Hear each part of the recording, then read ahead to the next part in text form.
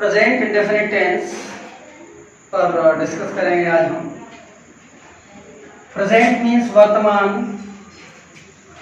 Indefinite means अनिश्चित, tense means time, समय या काल। प्रेजेंट इंडेफिनिट टेंस के सेंटेंसेस की जो डेफिनेशन होती है, एवरीबॉडी नोज। हिंदी वाक्यों में क्या होता है, लास्ट में ता है, ती है, ते हैं, ता है, ती है, ते हैं इत्यादि शब्द आते हैं प्रेजेंट इंडेफिनिट टेंस के हिंदी सेंटेंसेस में। इंग्लिश में इनके लिए अफर्मेटिव में व्यवस्था क्या होती है, अफर्मेटिव सेंटेंसेस में when the subject is singular, subject singular होने पर मेन वर्ब में एस या ईएस पुट कर देते हैं। वी ऐड एस और ES in the main verb when the subject is singular. Example, वह पढ़ाता है, वह प्रोनाउन हो गया, कोई नाउन भी रख सकते हैं सिंगुलर, वह पढ़ाता है। He is subject in the sentence, he is a pronoun. Teach main verb, full stop. Sentence को इतना छोड़ते हैं तो subject he is singular, teach is main verb and the main verb is plural in its original form, in its main form। जो भी verb होती हैं वो plural होती हैं। The point is to be discussed that everybody knows we add s or es with the main verb in present indefinite tense when the subject is singular in affirmative sentences। भाई negative interrogative में तो helping verb आ जाती है do या does. अब और ज्यादा actual condition में बात की जाए तो मेन वर्ब प्लूरल है, हेल्पिंग वर्ब डू डज आ रही है। अब हेल्पिंग वर्ब डू ही है अपने आप में, वही कंसेप्ट यहाँ लागू हो रहा है कि डू अब यहाँ हेल्पिंग वर्ब के रूप में प्रेजेंट इंडेफिनिट में काम कर रहा है। अब डू इसके अलावा क्या है, मेन वर्ब है, मुख्य क्रिया है।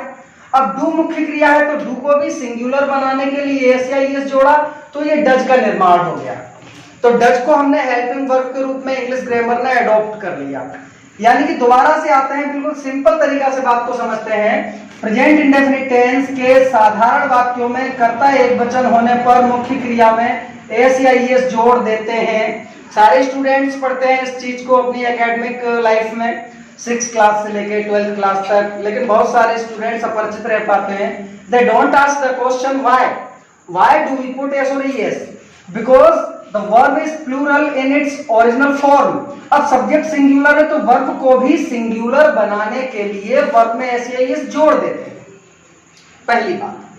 अब वर्ब इस हिसाब से क्या हो गई, वर्ब इस हिसाब से नाउन की अपोजिट हो गई। पार्ट्स ऑफ स्पीच के हिसाब से बात करें तो नाउन की अपोजिट कैसे हो गई कि नाउन अपने रियल फॉर्म में कैसी होती है, सिंगुलर होती है। किसी सिंगुलर नाउन को प्लूरल बनाने के लिए एस या ईएस जोड़ देते हैं उसमें, किसी सिंगुलर नाउन को प्लूरल बनाने के लिए। अब वर्ब कैसी है, वर्ब अपने रियल फॉर्म में प्लूरल है, उसको सिंगुलर बनाने के लिए एस या ईएस जोड़ रहे हैं।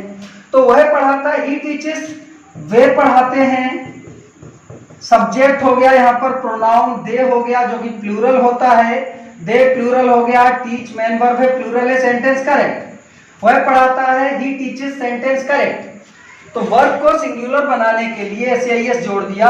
अब नेगेटिव की बात करते हैं, वह नहीं पढ़ाता है तो ही।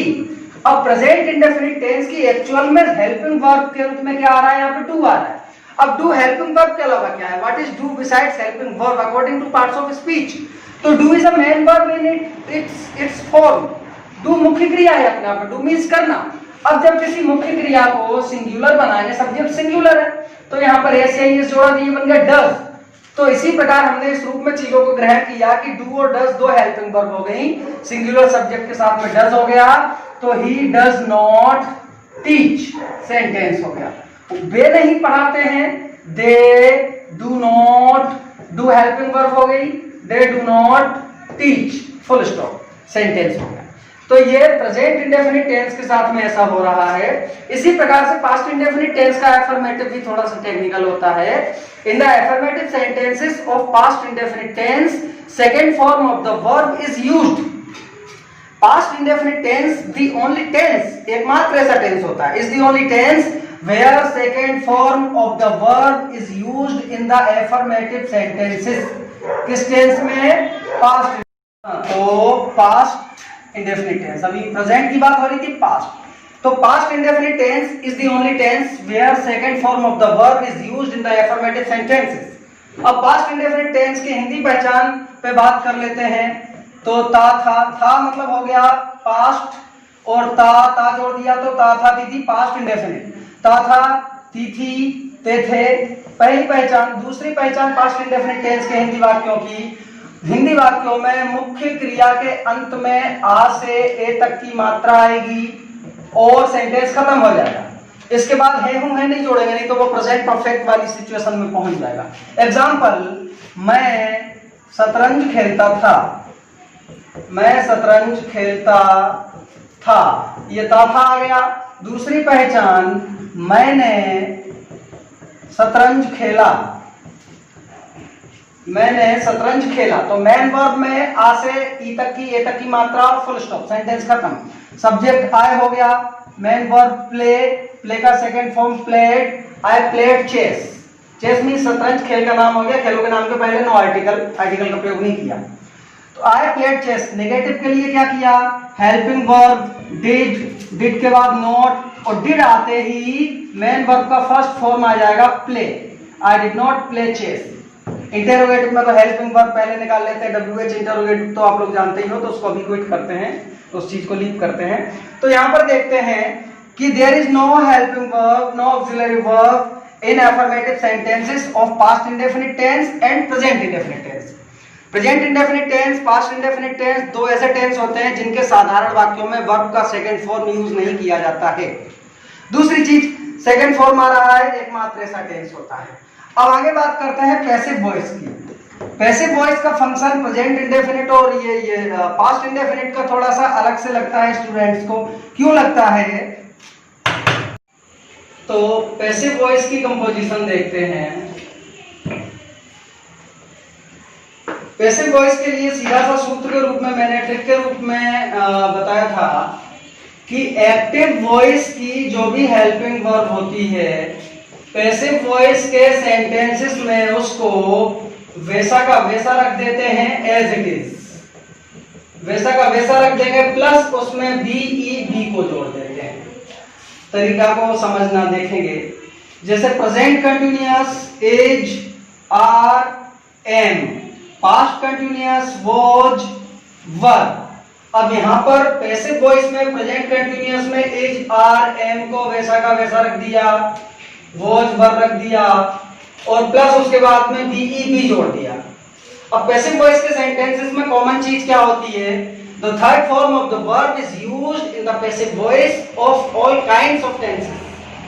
किसी भी टेंस के पैसिव वॉइस में वर्ब का थर्ड फॉर्म यूज किया जाता है। अब यहाँ वर्ब का थर्ड फॉर्म आ जाएगा, प्रेजेंट कंटिन्यूअस के पैसिव वॉइस और पास्ट कंटिन्यूअस के पैसिव वॉइस में वर्ब का थर्ड फॉर्म आ गया। अब कंटिन्यूअस टेंस है, कंटिन्यूटी बताई जा रही है। किसकी कंटिन्यूटी बताई जा रही है? किसी एक्शन की। एक्शन माने वर्ब, मतलब क्रिया। तो कंटिन्यूटी बताने के लिए वर्ब में क्या जोड़ना पड़ता है? आईएनजी जोड़ना पड़ता है। अब पैसिव वॉइस में वर्ब का थर्ड फॉर्म आ रहा है, तो थर्ड फॉर्म में तो आईएनजी जोड़ा नहीं जाएगा। अब आईएनजी उधर भी जोड़ना है, कंटिन्यूटी बताना है, तो ये जो बी का प्रावधान किया गया है, बी में ही आईएनजी को जोड़ देंगे। दरअसल बी क्या होता है अपने मूल रूप में? बी माने होना, बी भी मुख्य क्रिया होती है, बी मीन्स होना। तो यहाँ पर यहाँ की टोटल हेल्पिंग वर्ब हो गई is being, are being, am being, was being, were being, plus verb का थर्ड फॉर्म। जैसे आई एम टीचिंग इंग्लिश, मैं अंग्रेजी पढ़ा रहा हूं, I am teaching English, full stop, active voice हो गया। पैसिव वॉइस इंग्लिश, अब इंग्लिश सिंगुलर है, इज रखा, बी में आईएनजी जोड़ दिया, बीइंग, और टीच का third form taught, English is being taught. Past continuous में आई was teaching English, passive voice English was being taught। future continuous की active voice की helping verb will be, shall be, और verb में ing। अब future continuous tense का passive voice नहीं बनता है, हमें पता है। बना के देखते हैं कैसे नहीं बनता, क्यों नहीं बनता, क्या कारण है। और हमने देखा यहाँ सिंपल भाषा में समझा, अपनी व्यवहारिक भाषा में, कि पैसिव वॉइस बनाते समय एक्टिव की हेल्पिंग वर्ब में बी को जोड़ा, वर्ब का थर्ड फॉर्म लगाया। अब यहाँ एक्टिव की helping verb will be, shall be. Passive में करके देखते हैं। विल बी को विल बी लिख दिया, शैल बी को शैल बी लिख दिया, उसके बाद में बी जोड़ना पड़ता है। चूंकि कंटिन्यूअस टेंस है तो वर्ब की कंटिन्यूटी बताने के लिए बी में आईएनजी जोड़ना पड़ेगा। अब ये यहाँ पर देखिए क्या कंट्रोवर्सी हो रही है, बी बी बी बी, ये दो बार आ रही है, रिपीटेशन हो रहा है। तो ग्रामेटिकली रूप से यहाँ पे स्लैंग कहा जाएगा इसको, ये स्लैंग हो जाएगा, it is considered slang. That's why passive voice of future continuous tense can not be made, नहीं बनाया जा सकता है। अब प्रेजेंट परफेक्ट, पास्ट परफेक्ट और फ्यूचर परफेक्ट पे आते हैं। प्रेजेंट परफेक्ट की हैज, हैव, पास्ट परफेक्ट की हैड और फ्यूचर परफेक्ट की helping verb will have and shall have. Passive voice में इनके बाद में बी को रखेंगे।